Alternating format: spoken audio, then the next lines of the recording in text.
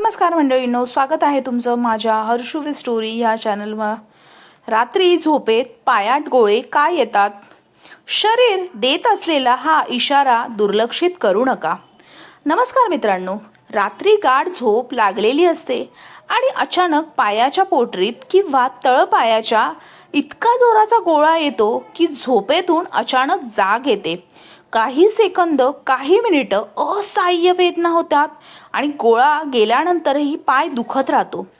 तुम्हालाही असा अनुभव आला असेल तर व्हिडिओ शेवटपर्यंत नक्की पहा.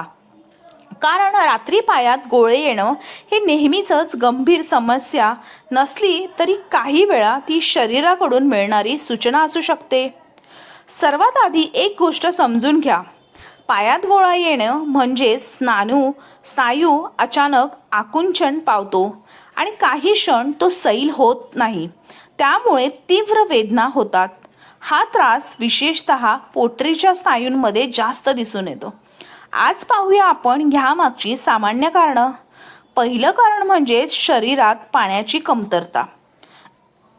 दिवसभर पुरेसं पाणी न पिणं, जास्त घाम येणं किंवा उन्हात जास्त वेळ राहणं यामुळे शरीरातील द्रव्यांचं संतुलन बिघडू शकतं आणि काही लोकांना रात्री गोळे येऊ शकतात. हे आहे आपलं पहिलं कारण. आणि आता आपण जाणून घेऊया ह्याचं दुसरं कारण म्हणजे काय आहे. दुसरं कारण म्हणजेच खजिनांची कमतरता. पोटॅशियम, मॅग्नेशियम किंवा कॅल्शियम ह्यांसारखी खजिनं स्नायूंच्या सामान्य कार्यांसाठी महत्त्वाची असतात. काही लोकांमध्ये त्याची कमतरता असल्यास स्नायूंमध्ये गोळे येण्याची शक्यता वाढू शकते. मात्र हे फक्त रक्त तपासणी किंवा डॉक्टरांच्या सल्ल्यानंतरच निश्चित करता येतं. तिसरं कारण म्हणजेच दिवसभर खूप वेळ उभं राहणं किंवा सतत बसून राहणं. दोन्ही गोष्टी स्नायूंवरती ताण आणू शकतात. दुकानात, कारखान्यात किंवा ऑफिसमध्ये दीर्घकाळ एका स्थितीमध्ये काम करणाऱ्या लोकांमध्ये हा त्रास जास्त तुलनेने दिसू शकतो. चौथं कारण म्हणजेच व्यायामानंतर स्नायूंवरती आलेला ताण. नवीन व्यायाम सुरू करणं, जास्त चालणं, धावणं किंवा जिने चढणं ह्यानंतर रात्री गोळे येऊ शकतात, विशेषतः स्ट्रेचिंग केली नसेल तर. पाचवं कारण म्हणजेच काही औषधं किंवा आरोग्याच्या समस्या.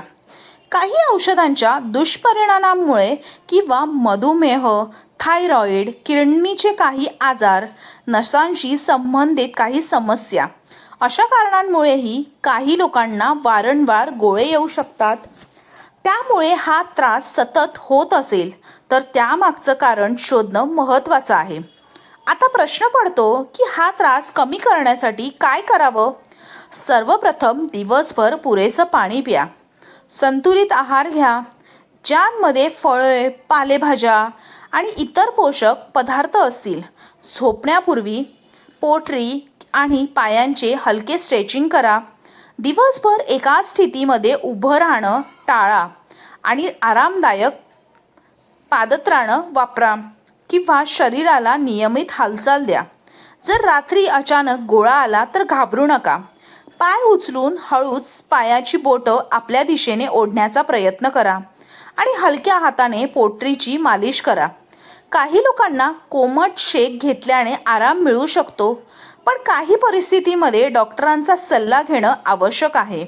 जर आठवड्यातून अनेक वेळा गोळे येत असतील, वेदना खूप तीव्र होत असतील, पायाला सूज, लालसरपणा किंवा अशक्तपणा जाणवत असेल किंवा हा त्रास नवीन औषधं सुरू केल्यानंतर वाढत असेल तर तपासणी करून घेणं खूप महत्त्वाचं आहे.